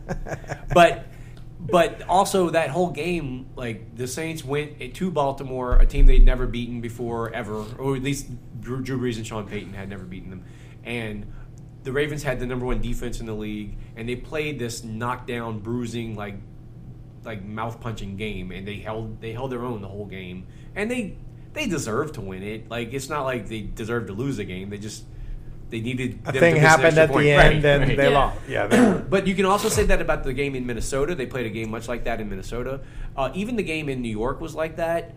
The Pittsburgh game just this last weekend was a lot like that. Yeah. There's just never been a week where like we've gone to a week and I've thought, oh my God, how are the Saints going to get lucky enough to beat this team? There just isn't. It's not like that. It's very. The teams are playing them and knowing they're going to lose. Even Dallas almost lost. Yeah, so it's like it's just sense of Jalen Smith made me so sad in that game. But there's a sense of confidence with this team, and it's been 2 weeks rest. Our injuries happened at all the right times. Home field advantage. All our guys. Home field advantage. Home field is like the biggest deal. And then we're just going to short trip up to Atlanta where we play all the time inside. Mercedes-Benz is in the same fucking. There's 2 Mercedeses. So all of that is like all of that's great, but here are the 2 reasons. One, in 2009, the last time I had a valid brake tag, the brake tags that year were black and gold, and I went years and years not getting my brake tag changed, partially because I wanted my black and gold brake tag. But it lost its magic that year because it wasn't valid anymore, because like the black and gold brake tags weren't in effect that year. 2018, the brake tags are again black and gold. Also, I have a valid brake tag this year for the first time since 2009, and it is again black and gold. It's black and gold brake tag. But in 2009, it was Drew Brees' number. Well, this year it's Teddy Ginn's. Okay. So not as good, but still, all right. It is a valid number. It's breezed again. It's a big thing. Okay, through time. Right. So he's back. Right, and the black and gold brake tags have been back in effect this year, and here we are. The other thing that went mostly unnoticed was the return of the mysterious suburban serval. If you remember, back in 2009... There's a third thing, but keep going. Back in 2009, there was a loose serval. You know what a serval is? It's like this African wildcat that someone... Jesus, there's a theme. Someone had kept as a pet that got out of their backyard and was was wandering around an uptown neighborhood. That happened in 2009, and the Saints went ahead and won the Super Bowl. Between that time and this year, no serval news at all. Until this year. There's been monkeys on the lam. Yes. There's been Lakeview alligators. There's been uptown coyotes. No servals. No servals. Until this year in Metairie, a serval got out and I think attacked a rooster or something like that. Oh. So the serval is a portent. Like it's a lucky It's something that must occur for the monolith to move through. Right.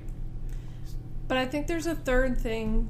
It's not a parallel with the 2009 season, but I think it sort of is, like spiritually, and that's Sean's Stealing Valor sweatshirt. I think this has been a real totem for the year. And in fact, on Sunday, he wasn't wearing it to start the game, and then he brought it out and started wearing it again. I didn't even notice that, but I was in the stand. That's so the military one that he wore in November? Yes. And I was like, he's got to bring it back. He loves that sweatshirt. He loves feeling like a troop. Clothes make the man. Sean has to get wacky for us to like be really successful. Like he's got to get weird, and not whatever that have Taysom Hill throw a 50-yard pass weird was, but that was Sean. That was Sean got into the bad pills, and then he put on the Stealing Valor sweatshirt, and it was like, oh, thank God, okay, we're back. That's his juicy fruit. Yeah. So I think that sweatshirt is really important. You might be right. I didn't realize that he didn't have it on in the beginning of the game. I mean, I could be hallucinating, but Maybe. I'm pretty... Because I remember I tweeted at the beginning of the game, Sean doesn't have a sweatshirt on. And then later on, he was wearing it. So maybe I don't know. Maybe it got colder in the dome or something. I don't know. I'm going to order one. Okay. We need to get some. Teddy had a step on that pass, that Taysom pass, by the way. It was a better ball. It was a touchdown. I want to see how high it went to see if it reached section 617. It might have. For a second there, it looked like I looked out and it was just right there. I was like, damn, that's high. It's anybody's ball. And then I looked down there and there was like 4 of them guys there. I'm like, but I did predict. I was like, hey, I've already forgiven Taysom for his bonehead play he's going to make in the next 2 or 3 fucking games. So that was it. And hopefully, so what's going to happen also is Taysom's going to go and he's going to play a little bit more conservative while he builds up his confidence, and then he's going to have a big play, maybe NFC Championship, maybe Super Bowl. Yeah. Everybody's like, now they got 2 weeks. So, Armstead and Unger, and they're all going to get over their they need it. nagging injuries. So the injuries happened at the end of the year, and they all happened on the offense. Well, some of them happened. Tommy Lee Lewis and Teddy Ginn, they happened in the beginning of the season, Yeah. so they're coming back now. And then the other ones weren't IR injuries, so they got enough injuries happening at the right They're time. going to put Manti Te'o in on offensive line. Yeah, totally do that. Put him in tackle. Get injuries at the right time is huge, and we've got that going for us. I had other things to look forward to, but they're boring. There's going to be a governor's election next year. That'll be fun. Stir some gumbo, stir some roux, and tell us about. Yeah, we'll do that some other time. The Secretary of State's election is a big deal. It's going to be politicking.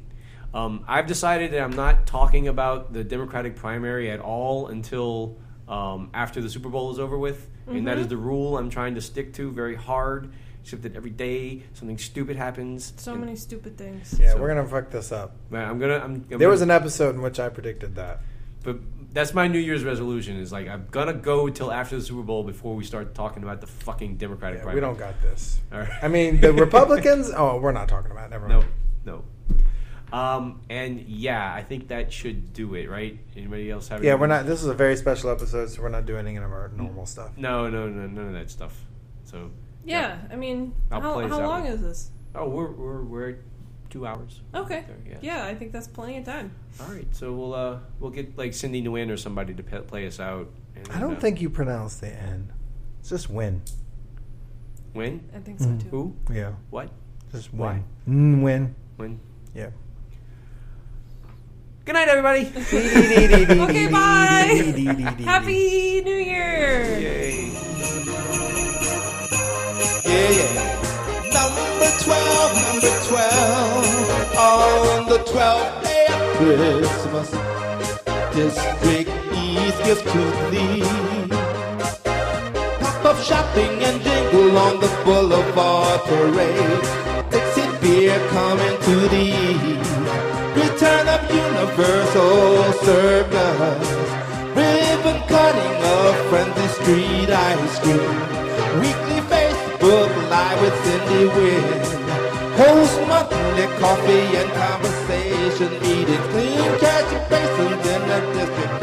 Picked up over 1,000 times. For clean up trash every second Saturday. Place concrete barriers at isolated areas. Opening of Triangle heavy duty parts store. And conducted a study on small box rentals.